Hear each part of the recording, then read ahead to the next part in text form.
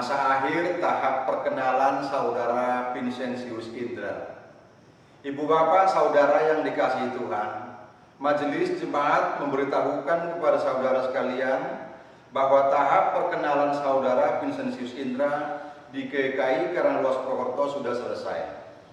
Berdasarkan hasil evaluasi dari tim pembimbing Majelis Jemaat memutuskan bahwa saudara Vincentius Indra masuk ke tahap orientasi di GKI Karangluas Purwokerto dan diwartakan 3 minggu berturut-turut. Bila tidak ada surat keberatan yang sah dari anggota jemaat, maka proses tahap orientasi dapat dilaksanakan. Untuk itu, kami memohon dukungan doa dan perhatian segenap jemaat.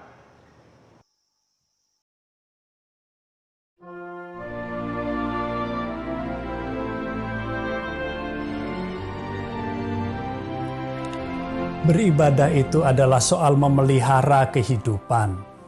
Artinya, jangan sampai justru karena kita beribadah, kita mengancam kehidupan. Jadi memang semua harus dipersiapkan dengan matang. Lihat grafiknya dulu di kota kita, kelurahan, kecamatan kita masing-masing. Pastikan sudah 14 hari tidak ada kasus positif COVID di tempat kita. Lihat daerah gereja. Zona merah, jangan. Kalau zona lain, tapi belum hijau, hati-hati ya. Lihat zona tempat tinggal anggota jemaat dan simpatisan. Kalau mayoritas 70-80% masih zona merah, ya jangan. Perhatikan juga aturan-aturan setempat. Jika kita harus mengurus surat izin atau rekomendasi dari gugus COVID atau dari pihak-pihak lain, jangan lupa urus ya. Majelis Jemaat perlu mengatur agar kehadiran umat tidak melebihi 40% kapasitas gedung gereja. MJ perlu mengetahui posisi duduk setiap pengunjung ibadah supaya nanti kalau perlu dilakukan tracing, hal itu bisa dilakukan.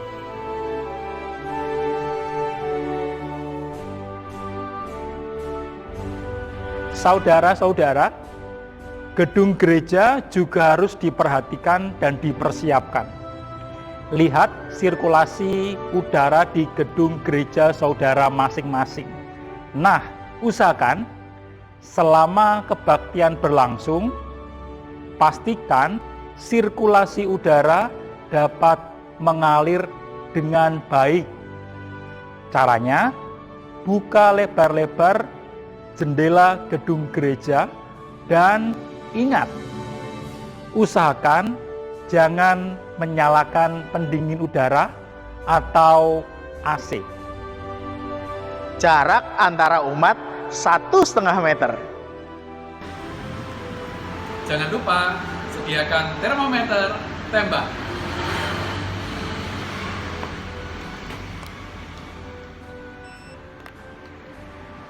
Sip.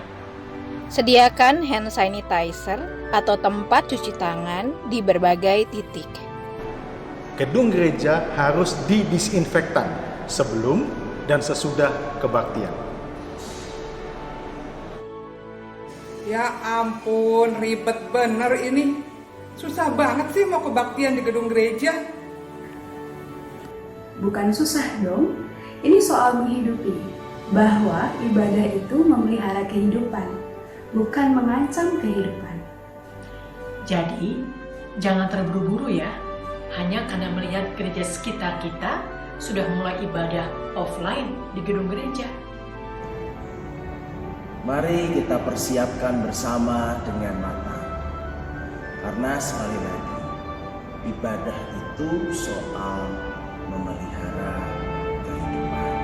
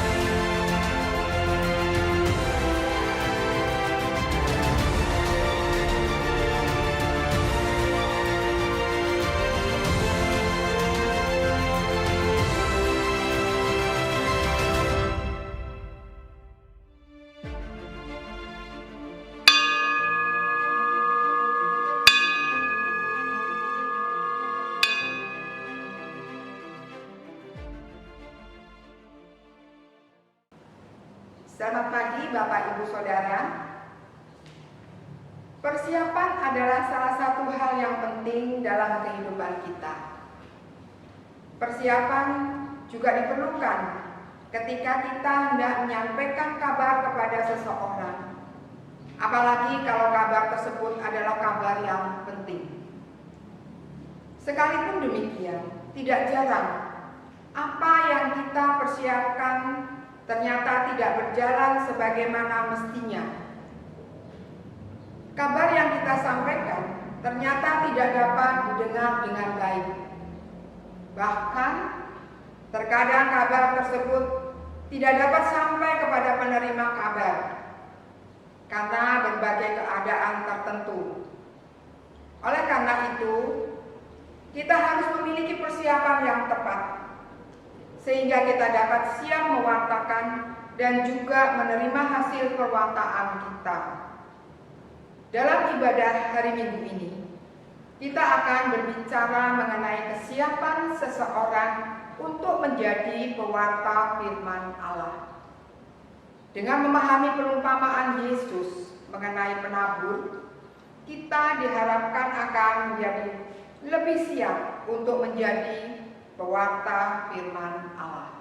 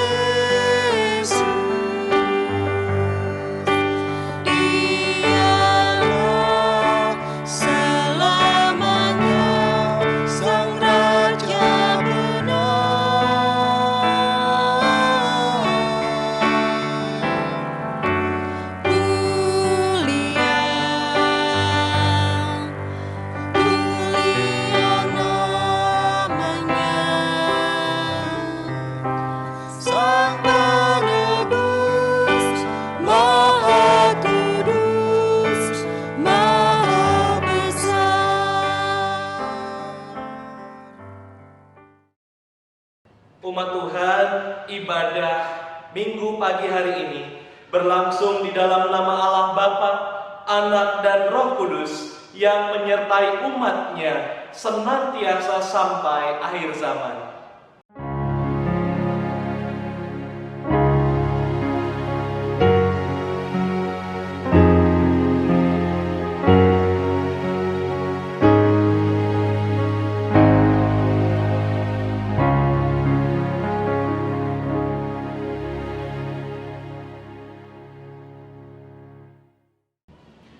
Kasih karunia dari Allah Bapa, Anak dan Roh Kudus beserta dengan saudara sekalian.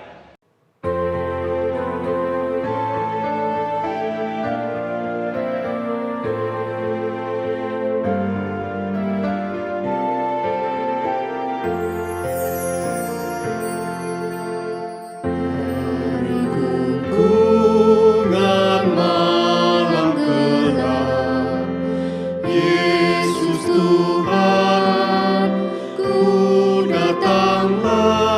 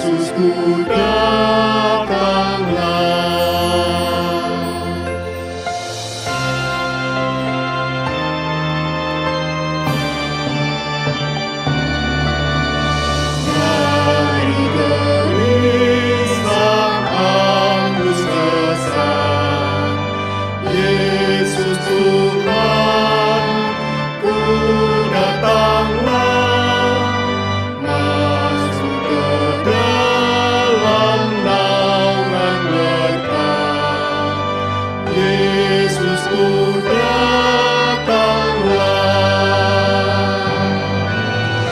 Dari kecewa hati sendu, masuk ke dalam terang kasih-Mu. Sukacita pun milik-Mu, Yesusku datanglah.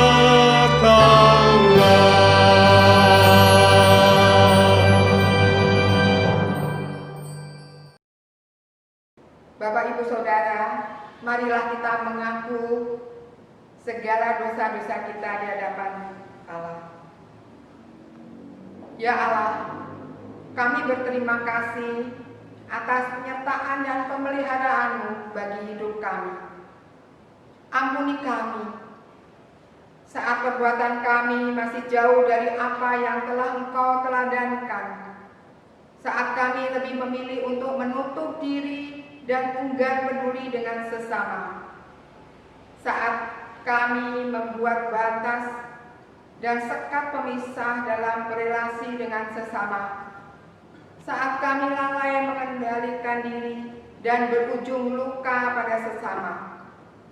Biarlah sentuhan kasih dalam setiap peristiwa perjumpaan denganmu mengubah hati dan pikiran kami. Amin.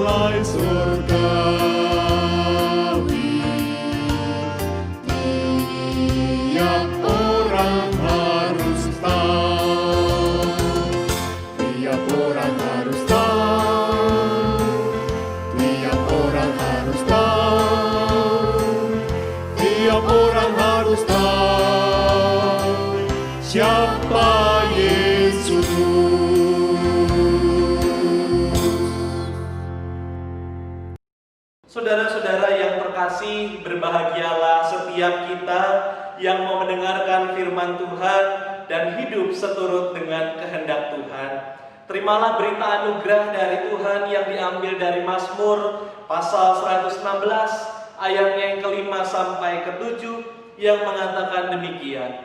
Tuhan adalah pengasih dan adil. Allah kita penyayang. Tuhan memelihara orang-orang yang sederhana. Aku sudah lemah, tetapi diselamatkannya aku. Kembalilah tenang hai jiwaku, sebab Tuhan telah berbuat baik kepadamu. Saudara-saudara, demikianlah berita anugerah dari Tuhan. Salam damai untuk kita semua. Mari kita membagikan salam untuk orang di samping kiri dan kanan kita dengan salam namaste.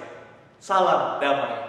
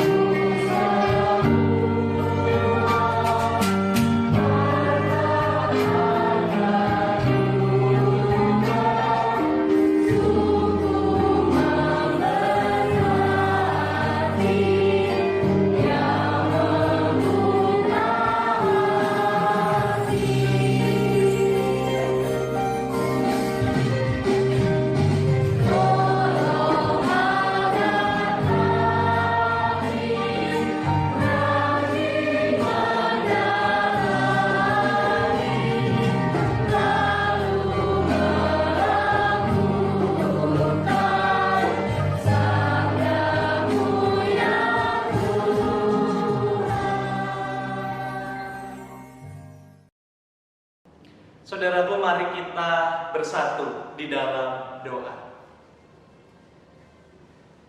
Ya Roh Kudus, sesaat lagi kami akan membaca firman Tuhan dan merenung-renungkan firman itu. Kiranya Engkau menaungi batin dan pikiran kami, sehingga kami dapat menemukan mutiara rohani dari firman Tuhan, dan kami dapat menghayati serta memaknai firman itu di dalam kehidupan keseharian kami. Pimpin hamba-Mu yang akan menyampaikan firman Tuhan, kiranya kehendak-Mu sajalah yang jadi. Di dalam nama Tuhan Yesus kami memohon. Amin. Saudaraku yang terkasih di dalam Tuhan Yesus Kristus, bacaan Injil pada hari ini diambil dari Injil Matius pasal 13, ayatnya yang pertama hingga ke-9, dilanjutkan ayat 18 hingga 23. Injil Matius pasal 13, ayatnya yang pertama hingga ke-9, dilanjutkan ayat 18 sampai 23. Dan beginilah bunyi firman Tuhan. Pada hari itu keluarlah Yesus dari rumah itu dan duduk di tepi danau. Maka datanglah orang banyak, berbondong-bondong lalu mengerumuni dia, sehingga ia naik ke perahu dan duduk di situ. Sedangkan orang banyak semuanya berdiri di pantai. Dan ia mengucapkan banyak hal dalam perumpamaan kepada mereka, katanya, adalah seorang penabur keluar untuk menabur. Pada waktu ia menabur, sebagian benih itu jatuh di pinggir jalan, lalu datanglah burung dan memakannya sampai habis. Sebagian jatuh di tanah yang berbatu-batu, yang tidak banyak tanahnya, lalu benih itu pun segera tumbuh karena tanahnya tipis. Tetapi sesudah matahari terbit, layulah ia dan menjadi kering karena tidak berakar. Sebagian lagi jatuh di tengah semak berduri, lalu makin besarlah semak itu dan menghimpitnya sampai mati. Dan sebagian jatuh di tanah yang baik lalu berbuah, ada yang 100 kali lipat, ada yang 60 kali lipat, ada yang 30 kali lipat. Siapa bertelinga, hendaklah ia mendengar. Ayatnya yang ke-18. Karena itu, dengarlah arti perumpamaan penabur itu. Kepada setiap orang yang mendengar firman tentang kerajaan sorga, tetapi tidak mengertinya, datanglah si jahat dan merampas yang ditaburkan dalam hati orang itu. Itulah benih yang ditaburkan di pinggir jalan. Benih yang ditaburkan di tanah yang berbatu-batu, ialah orang yang mendengar firman itu dan segera menerimanya dengan gembira. Tetapi ia tidak berakar dan tahan sebentar saja. Apabila datang penindasan atau penganiayaan karena firman itu, orang itu pun segera murtad. Yang ditaburkan di tengah semak duri ialah orang yang mendengarkan firman itu, lalu kekhawatiran dunia ini dan tipu daya kekayaan menghimpit firman itu sehingga tidak berbuah. Yang ditaburkan di tanah yang baik ialah orang yang mendengar firman itu dan mengerti, dan karena itu ia berbuah. Ada yang 100 kali lipat, ada yang 60 kali lipat, ada yang 30 kali lipat. Saudara-saudara, demikianlah Injil Tuhan Yesus Kristus. Berbahagialah kita yang mendengarkan, menghayati, dan menjadi pelaku firman di dalam kehidupan kita sehari-hari. Haleluya. Mari masuk, mari masuk, masuk hatiku, ya Yesus, datang sekarang, datang tinggal dalam hatiku, ya Yesus.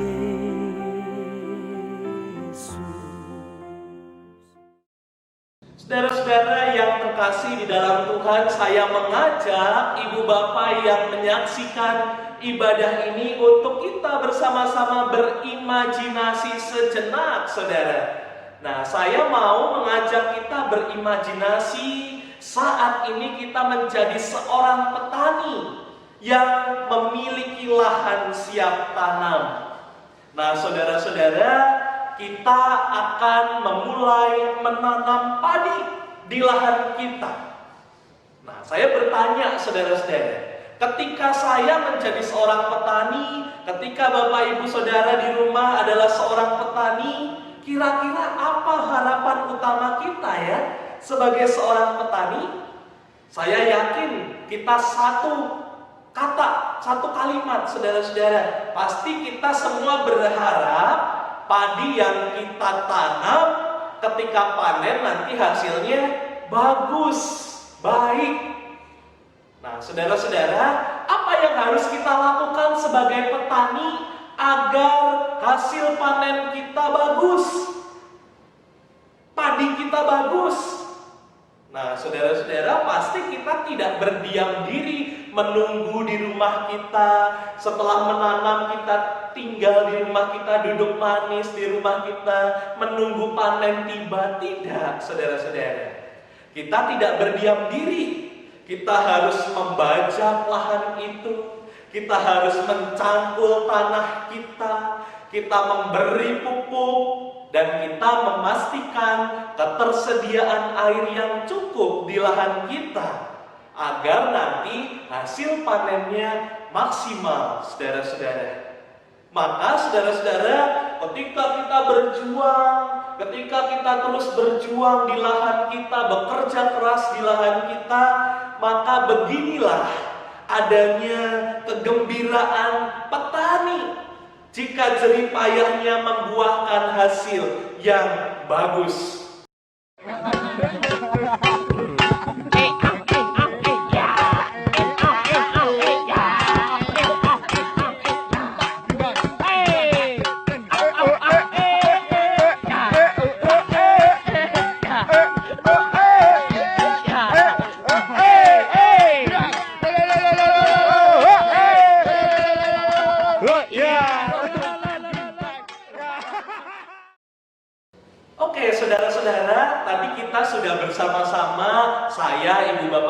di rumah berimajinasi menjadi seorang petani yang hasil panennya bagus. Bahkan di dalam video tadi, bapak-bapak petani bergembira, menari-nari gitu ya saudara, karena hasil panennya bagus. Kerja kerasnya selama ini membuahkan hasil. Nah Bapak Ibu Saudara, sekarang saya mau ajak Bapak Ibu Saudara untuk pergi ke zaman Yesus. Ya, kita pergi ke zaman Yesus. Mari saudara-saudara kita juga berimajinasi sejenak. Seolah-olah kita, Bapak Ibu Saudara dan saya menjadi satu orang di antara banyak orang yang sedang menyaksikan Tuhan Yesus yang sedang berbicara di atas perahu di tepi Danau Galilea.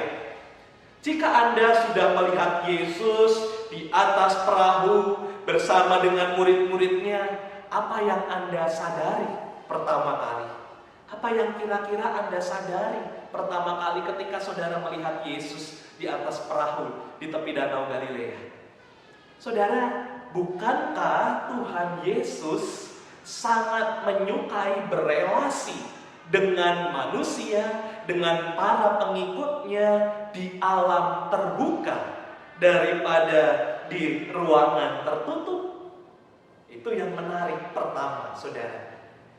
Nah, yang kedua, bukankah juga Yesus mengangkat topik dari aktivitas keseharian para pengikutnya?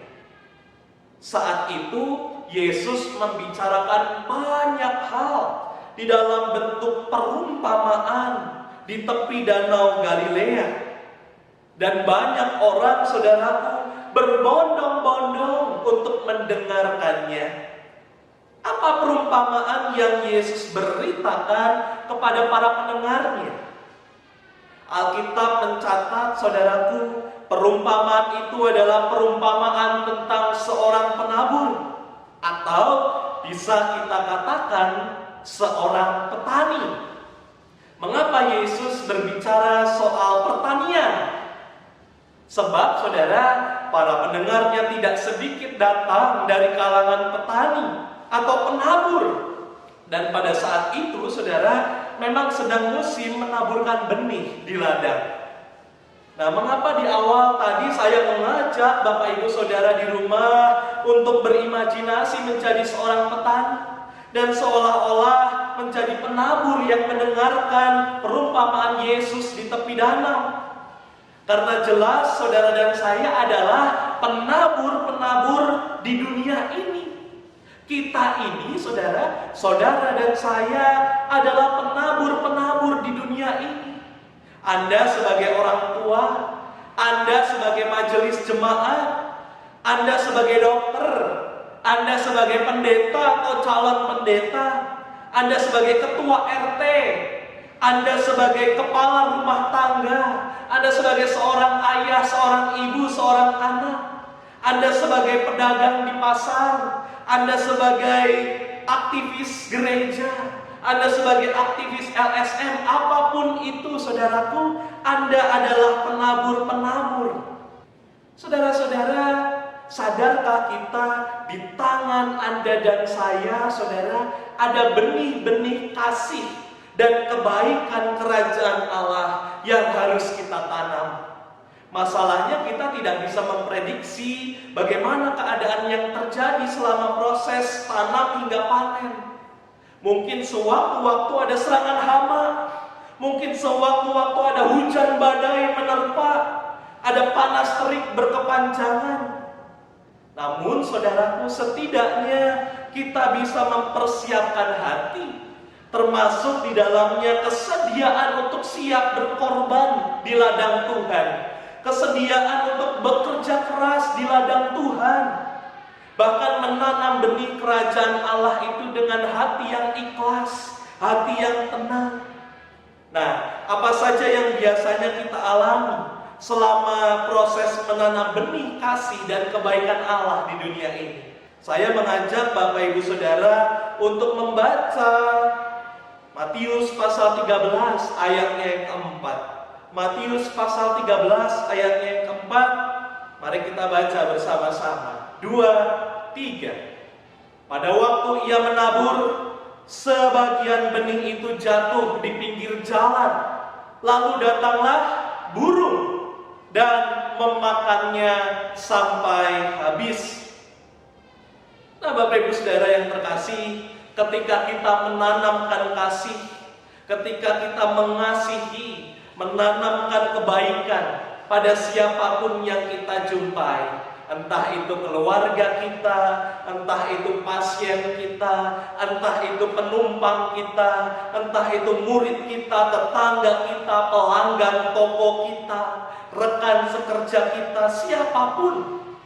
Kita harus siap hati, saudaraku, jika dalam kenyataannya benih yang kita taburkan itu jatuh di pinggir jalan. Apa maksudnya, saudara? Ketika kita mengasihi, menolong orang lain membalas dengan hal yang tidak baik kepada kita. Kita kenal dengan peribahasa air susu dibalas dengan air tuba. Nah, saudaraku, apa yang harus kita lakukan selaku anak Tuhan, selaku penabur-penabur benih kerajaan Allah? Jika mengalami hal yang demikian, saudara, janganlah buru-buru panas hati, janganlah buru-buru kecewa, janganlah buru-buru ngambek, apalagi memutuskan untuk berhenti menaburkan benih kasih dan kebaikan.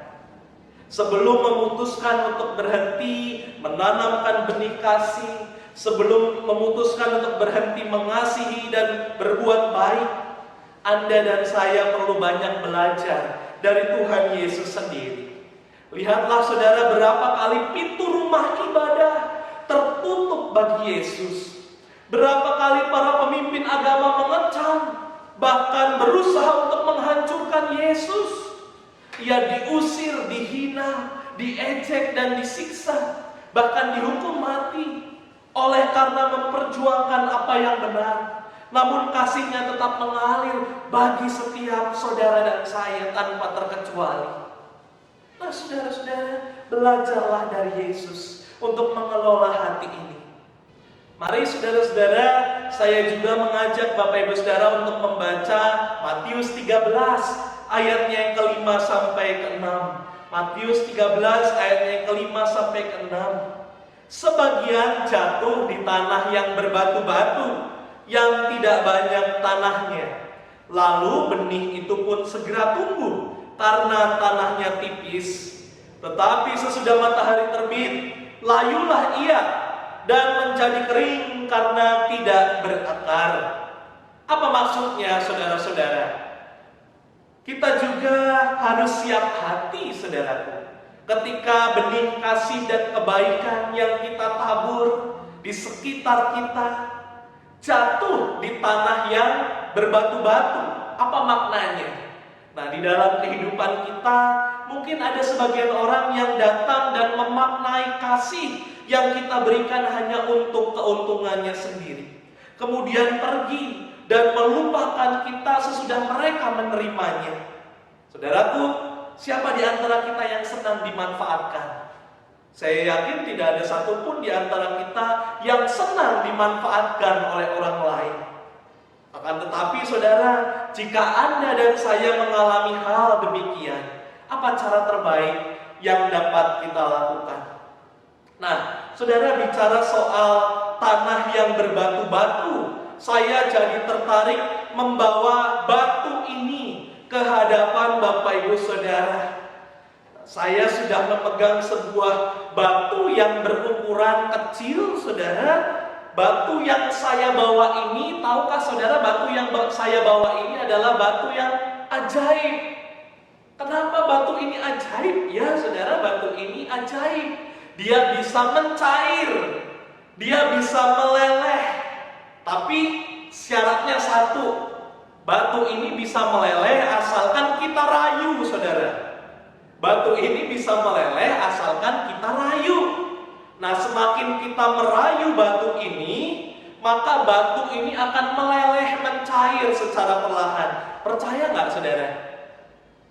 Nah, kita buktikan ya, saudara-saudara. Saya mau rayu batu ini. Nah, saudara, di rumah, Bapak Ibu Saudara di rumah juga ikutan merayu batu ini ya, saudara-saudara di rumah.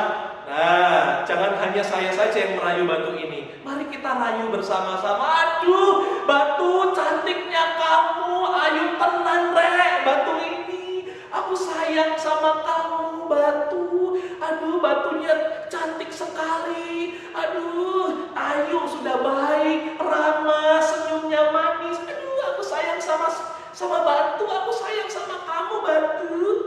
Nah, belum meleleh juga saudara. Kita coba lagi. Aduh batu, aku sayang sama kamu. Kamu kok cantik banget sih. Kamu kok baik sekali batu, ramah sekali batu. Apakah sudah meleleh saudara-saudara? Masih jadi batu. Kayaknya saudara di rumah tidak mencoba ya, justru mentertawakan saya. Coba kita coba ya saudara-saudara di rumah masing-masing. Bapak Ibu Saudara merayu batu ini. Coba saya berikan kesempatan untuk merayu batu ini. Aduh batu ini, aduh aku sayang sekali sama kamu. Kamu kok cantik sih. Aduh ininya bagus. Lalu lihat, aduh ada lubang-lubangnya sedikit. Bikin indah deh, bikin naksir deh. Gitu ya, aduh cantik sekali. Nah batu ini sudah meleleh belum saudara? Belum. Batu kok dirayu-rayu? Apa nggak ada yang lain yang bisa dirayu? Batu kok malah dirayu, Mas Indra itu udah stres gitu ya. Nah Bapak Ibu Saudara, tapi saya mau katakan pagi hari ini di hadapan Bapak Ibu Saudara bahwa batu ini saudara adalah cerminan Anda dan saya yang acap kali mengeraskan hati. Sekalipun siapa yang sering berbicara kepada saudara dan saya? Tuhan. Sekalipun Tuhan sudah berkali-kali berbicara kepada kita, sekalipun Tuhan sudah berkali-kali menjamah dan menolong Anda dan saya, tapi saudara, berapa kali kita mengeraskan hati seperti batu yang saya pegang ini? Nah Bapak Ibu Saudara, sekalipun Tuhan Yesus dikatakan gila oleh banyak orang saat itu, sekalipun ada banyak orang yang tidak suka terhadap Yesus, tapi kasih-Nya berkali-kali tetap mengalir dalam hati mereka. Bahkan dalam hati Anda dan saya, yang terkadang hati kita ini sekeras ini saudara. Hati kita itu terkadang sekeras batu. Nah saudaraku, kalau orang hari-hari ini mengatakan kepada kita, gila ya kamu tetap mau mengampuni, bahkan mau mengasihi orang-orang yang sudah membencimu, orang-orang yang sudah memanfaatkanmu. Saya mau berkata, bersyukurlah saudara, puji Tuhan. Bersyukurlah kalau saudara bisa mengasihi orang yang memanfaatkan saudara. Kalau saudara berhasil mengasihi orang yang sudah membenci saudara. Saya mau katakan, bersyukurlah. Puji Tuhan. Kenapa saudara? Berarti Anda dan saya telah berada di jalur lintasannya Tuhan. Berarti Anda dan saya sedang berada di jalurnya Tuhan. Nah jika demikian saudara, yakinlah Anda dan saya akan beroleh kebijaksanaan menghadapi dan mengatasi situasi semacam itu. Karena kita sudah melembutkan hati kita dan kita tidak mengeraskan hati kita seperti batu ini. Saya mau ajak saudara untuk membaca Matius 13 ayat 7. Matius 13 ayat 7, 2, 3. Sebagian lagi jatuh di tengah semak duri, lalu makin besarlah semak itu dan menghimpitnya sampai mati. Apa maksudnya saudara? Saya kenal saudara seorang oma di sebuah gereja yang begitu semangat melayani Tuhan di dalam bidang perlawatan atau perkunjungan. Oma ini bercerita bahwa suatu ketika ia mengunjungi salah seorang jemaat. Karena saat itu jadwal si oma ini melawat atau mengunjungi anggota jemaat itu, ditemani dengan beberapa teman perkunjungan lainnya.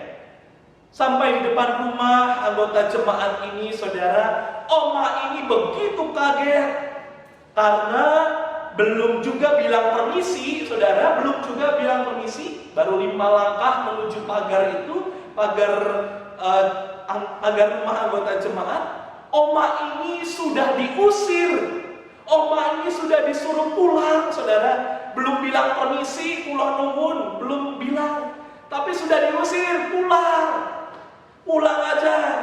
Saya nggak butuh didoakan, saya nggak butuh dikunjungi, saya nggak butuh dilawat. Saudara, dalam hati oma itu jengkel. Udah mau siap-siap perlawatan, udah dandan cantik, saudara-saudara. Udah bersiap mengunjungi rumah anggota jemaat itu. Belum bilang permisi, sudah diusir. Jengkel, kemomosen hatinya, saudara. Panas hatinya. Nah, saudaraku yang terkasih, oma itu terus masih di dalam kejengkelannya bergerak ke arah mobil kembali dan pulang menuju rumahnya. Tidak jadi perkunjungan, tidak jadi perlawatan. Usut punya usut, saudara, anggota jemaat yang akan dikunjungi sedang berperang hebat dengan istrinya. Ada panci ganti panci, sendal ganti sendal, apapun dilempar melayang. Nah, saudara-saudara, dalam perjalanan pulang hati yang jengkel itu, oma ini sedikit demi sedikit menyadari, saudara, bahwa apa yang dilakukannya tidak semuanya manis. Namun, saudara, yang luar biasanya, oma itu bisa saja marah. Oma itu bisa saja tidak lagi mau menabur benih kasih. Oma itu bisa saja keluar dari tim perlawatan, dari tim perkunjungan. Buat apa saya melawat? Buat apa saya mengunjungi? Nggak ada baiknya. Namun saudara-saudara, sampai hari ini, oma yang saya kenal baik itu masih selalu mendoakan dan menjadi anggota tim perkunjungan paling senior di gereja itu. Kenapa oma itu bisa tangguh dan tetap sukacita sampai hari ini?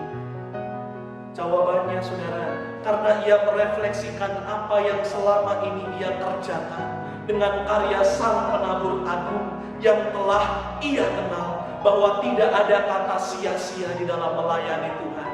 Tidak ada kata percuma ketika kita siap hati dan rela berkorban di ladangnya Tuhan. Saudara, saya mau katakan pagi hari ini, kita tidak bisa memprediksi apa yang akan terjadi di masa depan. 1 jam kemudian, 1 hari kemudian, 1 minggu kemudian, 1 tahun kemudian, apapun, saudara. Bahkan butuh waktu untuk menikmati buah dari benih yang kita tabur. Mungkin saja di dalam perjalanan pelayanan kita, mungkin saja di dalam kita memberikan kebaikan-kebaikan untuk orang lain, ada ketidaksukaan, kita akan berhadapan dengan pencobaan, kita akan berhadapan dengan penolakan. Namun di akhir perenungan ini, saudara, saya mau katakan, jadilah penabur-penabur kasih Allah yang jauh dari kata menyerah dan putus asa. Karena Anda dan saya tidak sendirian. Ada penabur sejati yang merengkuh kita, yang menolong kita.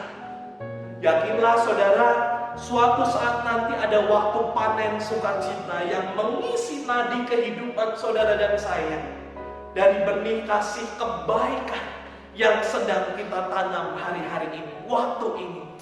Jangan pernah menyerah pada apapun juga ketika kita melayani di ladangnya Tuhan. Amin.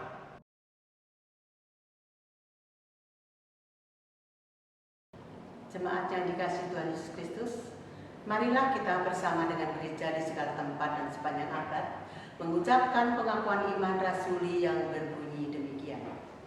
Aku percaya kepada Allah, Bapa yang Maha Kuasa, Khalik langit dan bumi, dan kepada Yesus Kristus, Anaknya yang tunggal Tuhan kita, yang dikandung dari Roh Kudus, lahir dari anak darah Maria, yang menderita sengsara di bawah pemerintahan Pontius Pilatus, disalibkan, mati dan dikuburkan, turun ke dalam kerajaan maut. Pada hari yang ketiga bangkit pula dari antara orang mati, naik ke surga, duduk di sebelah kanan Allah Bapa yang Maha Kuasa. Dan dari sana ia akan datang untuk menghakimi orang yang hidup dan yang mati. Aku percaya kepada Roh Kudus, gereja yang kudus dan am, persekutuan orang kudus, pengampunan dosa, kebangkitan orang mati, dan hidup yang kekal. Amin. Saudaraku, mari kita bersatu di dalam doa syafaat. Ya Tuhan, sumber kehidupan kami hendak bersyukur atas kesempatan yang Kau berikan di minggu pagi ini, di mana kami dapat mendengarkan sabda-Mu. Pagi ini ya Tuhan, kami belajar tentang perumpamaan seorang penabur. Mengikut Dikau berarti siap menjadi penabur-penabur benih kasih-Mu di dunia ini. Akan tetapi kadangkala apa yang kami taburkan itu mendapatkan penolakan dari orang lain. Ketika kami mencoba mengasihi, justru orang lain membenci dan memusuhi kami. Ketika kami berbuat baik, justru terkadang orang lain tidak merespon kami dengan baik. Tidak jarang ada semak berduri yang menghimpit mekarnya kasih dan kebaikan itu.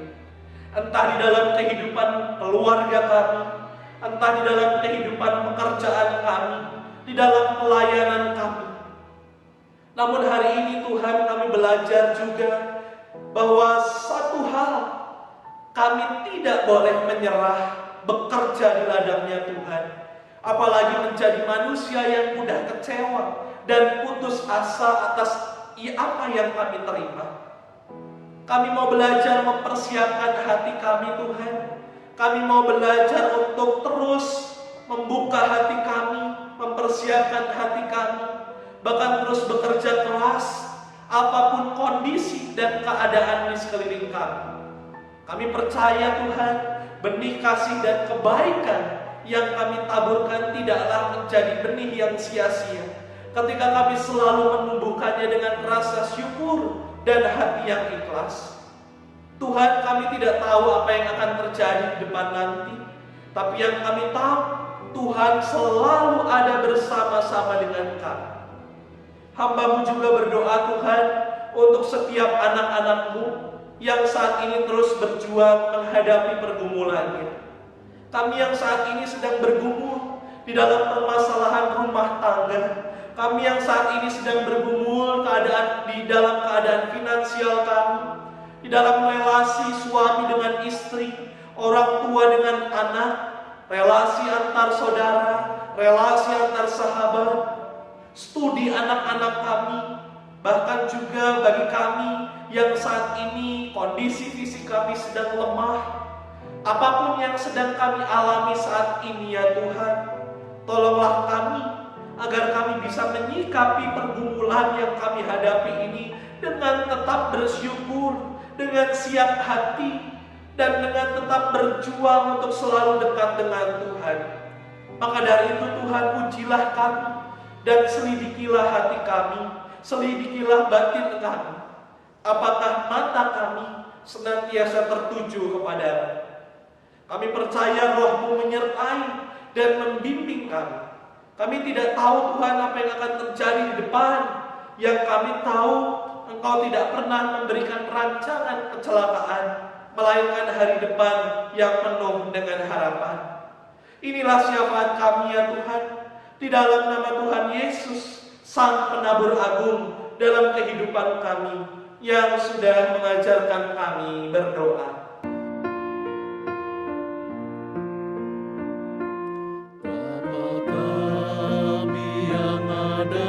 Surga, dikuduskanlah nama-Mu, datanglah kerajaan-Mu, jadilah kehendak-Mu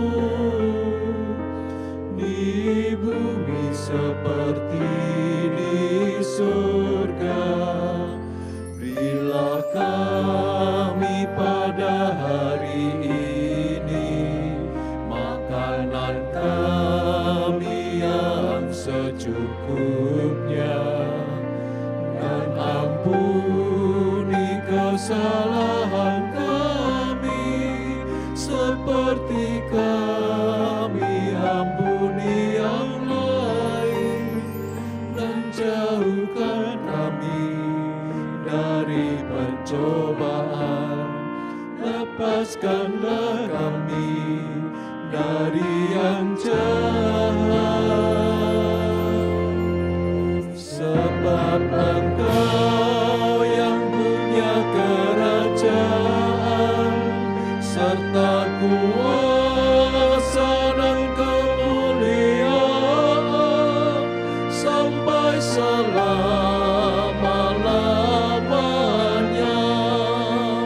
Amin.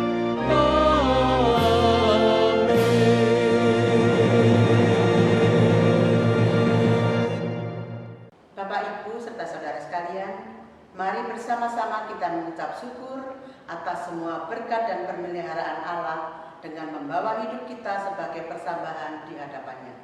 Sabda Tuhan dalam Mazmur pasal 30 ayat yang kelima berbunyi demikian. Nyanyikanlah mazmur bagi Tuhan, hai orang-orang yang dikasihinya, dan persembahkanlah syukur kepada namanya yang kudus.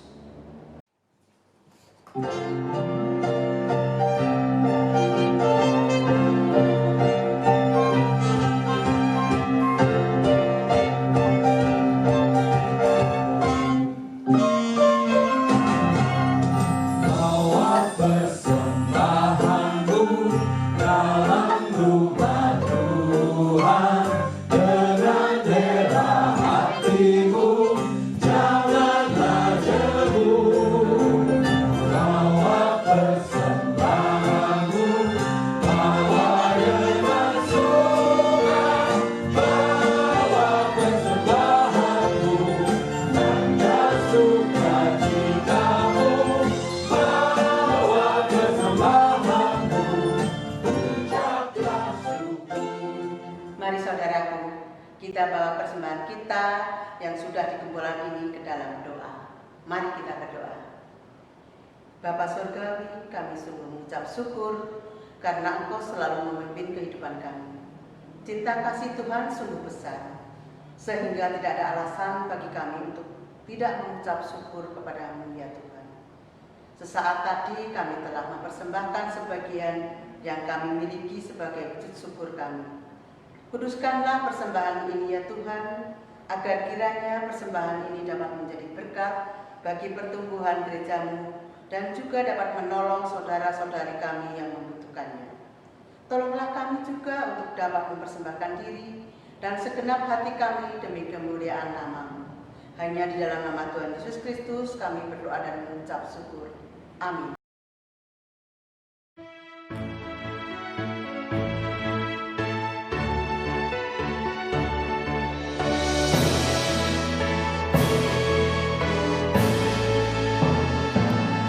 Sebarkan warnanya kepada manusia yang hidup berkesan di dunia resah. Maklumkan segera perintah mulia, penghibur tibalah, penghibur tibalah, penghibur tibalah. Roh Allah yang kudus berlimpahlah terus. Sebarkan warnanya kepada manusia, penghibur tibalah. Telah lewat malam gelap, diganti terang tetap, derita yang berat telah hilang lenyap, dan tiba harinya, janjinya pun genap. Penghibur tibalah, penghibur tibalah, penghibur tibalah. Roh Allah yang kudus berlimpahlah terus. Sebarkan warnanya kepada manusia, penghibur tibalah.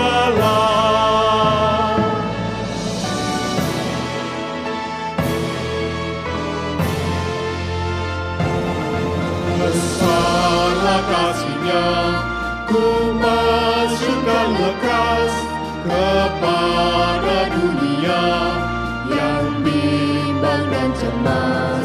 Dan citra Tuhanku ku pancarkan jelas, penghibur tibalah.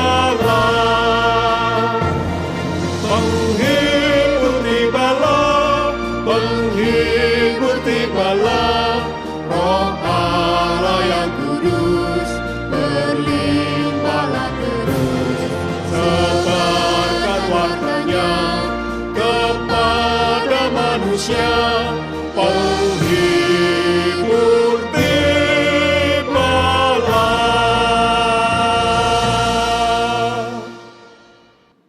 Saudaraku, setiap benih firman Allah yang ditabur tidak akan kembali dengan sia-sia.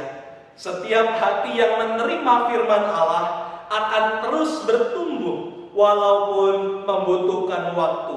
Maka dari itu kini, marilah kita mengarahkan hati kita kepada Tuhan dan kini kita menerima berkat Tuhan. Tuhan memberkati kita dan melindungi kita. Tuhan menyinari kita dengan wajah-Nya dan memberi kita kasih karunia. Tuhan menghadapkan wajah-Nya kepada kita dan memberi kita damai sejahtera. Haleluya. Amin.